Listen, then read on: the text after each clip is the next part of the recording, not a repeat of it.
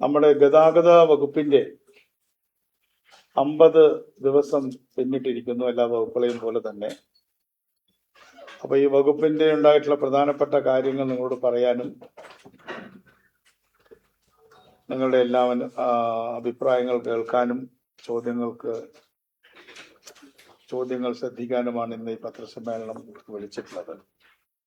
ആദ്യമായി press conference തുടങ്ങുന്ന ഉടനെ തന്നെ എനിക്ക് പറയാനുള്ളത്,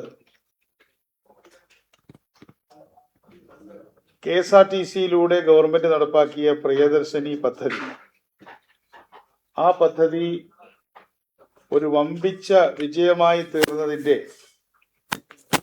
പ്രധാനമായ കാരണം മാധ്യമങ്ങൾ ആ പദ്ധതിക്ക് നൽകിയ തുറന്ന പിന്തുണയാണ്. ഒരു മാസം പിന്നിടുമ്പോൾ, ഇന്നലെ ഒരു മാസം പിന്നിട്ടു, ഒരു മാസം പിന്നിടുമ്പോൾ ആ പ്രിയദർശിനി പദ്ധതി എവിടെ നിൽക്കുന്നുവെന്നും മാധ്യമങ്ങൾ ഇന്നലെ വളരെ ഭംഗിയായി ജനങ്ങളോട് എത്തിക്കുകയും അതിന്റെ ഒരുപാട് പോസിറ്റീവായ കാര്യങ്ങൾ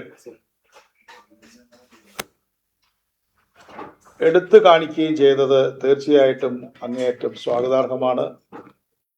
മാധ്യമങ്ങളുടെ പിന്തുണ നമ്മുടെ ഗതാഗത വകുപ്പിനും അതുപോലെ തന്നെ KSRTCക്കുമെല്ലാം തുടർന്നും നൽകണമെന്ന് ഞാൻ ആമുഖമായി അഭ്യർത്ഥിക്കുകയാണ്.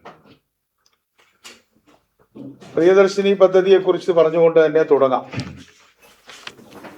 പ്രിയദർശിനി പദ്ധതിയിൽ ഇപ്പൊ ഇന്നലെ അവസാനിച്ച ഒരു മാസത്തിനിടയിൽ 3.81 കോടി യാത്രകളാണ് നടന്നിട്ടുള്ളത്.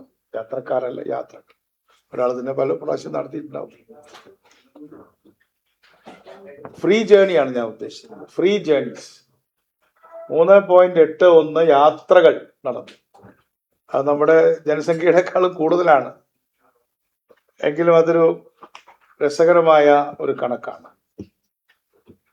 എല്ലാ ദിവസവും യാത്ര ചെയ്യുന്ന സ്ത്രീകളുടെ എണ്ണം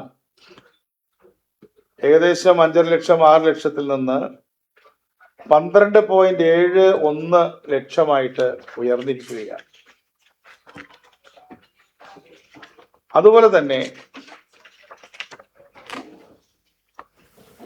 സ്ത്രീകളുടെ ശതമാനം യാത്രക്കാരിൽ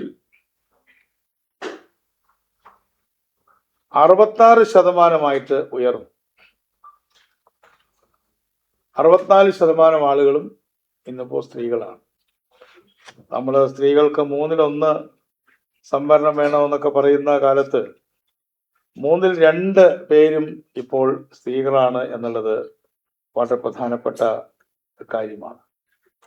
അതുപോലെ തന്നെ നമ്മുടെ ആവറേജ് വാല്യൂ, ഒരു ടിക്കറ്റിന്റെ ആവറേജ് വാല്യൂ 21 രൂപയാണ്. ഇത്തരത്തിലുള്ള നിരവധി കണക്കുകളുണ്ട്. ഞാനെല്ലാം വിസ്തരിച്ച് പറയുന്നില്ല, നിങ്ങൾക്ക് അത് പബ്ലിക് ഡൊമൈനിൽ നൽകാൻ സാധിക്കും. പബ്ലിക് ട്രാൻസ്പോർട്ടിന്റെ നെറുകയിലേക്ക് സ്ത്രീകൾ കടന്നു വന്നു. സ്ത്രീകളുടെ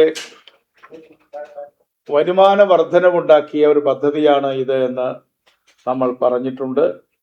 അത് ക്വാണ്ടിഫൈ ചെയ്യുന്നതിന് വേണ്ടിയിട്ട് നമ്മുടെ PhD ബിരുദധാരികളായിട്ടുള്ള ആളുകളുടെ